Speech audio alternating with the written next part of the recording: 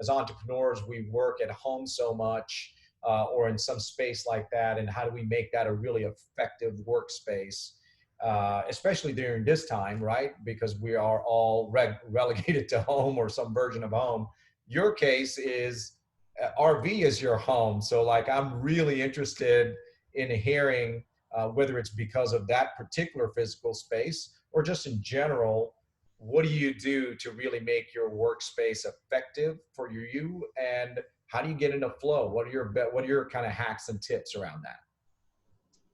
Yeah, number one, we just hit it, is starting the day with heartmath because of the resiliency that it builds. And if I ever get knocked out of parents or get really disturbed, I would go right back into a 5-minute heartmath session and get Nice. out of that, where I can calm my nervous system down, increase my parasympathetic nervous system, and have a real clear head to be able to address what's going on. So heartmath is one of my biggest tools.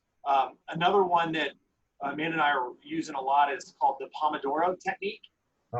It's really great in workplaces, and it's so simple that it's kind of like, oh, well, I may do a version of that or whatever else, but being regimented with it is where the power comes. And it's 25 minutes on and 5 minutes off. And you literally are supposed to have a little tomato timer that times you 25 minutes. And people around you are supposed to know they cannot interrupt you during that 25 minutes, and you're going to work during that 25 minutes. You do a few sessions a day, and it really gets you into a flow of getting things done. There's an app on your iPhone called Forest that replicates the Pomodoro technique.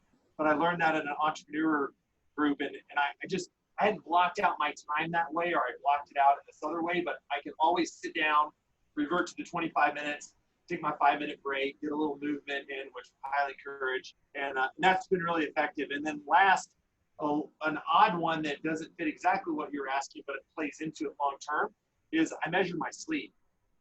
Again, how well you sleep is going to impact how well you crush your day. And I recommend measuring it somehow. I choose Aura Ring to measure mine. I think it's one of the most accurate sleep measurements out there to at least create baselines, see what impacted your sleep negatively, try to change those, and try to sleep better the next day. But you can use Fitbits, you can use apps on your iPhone there's one called Sleep Score that a guy that I know, he's a PhD, highly recommends it. Just measure it somehow, because sometimes we think we're sleeping better than we are, or we don't realize how bad we're sleeping. And changing the things that we do prior to going to sleep, really the day before or the day of going to sleep, can make a huge impact the next day. And I've just watched it. When I do all the things that lead to my best sleep routine, I perform so much better the next day. My coherence is higher, everything clicks better. And when I don't, I realize I'm really kind of behind the 8 ball on trying to bring the best that I can. So a weird recommendation, but I would say that one of the most important things you can do right now is measure your sleep and relentlessly try to improve it.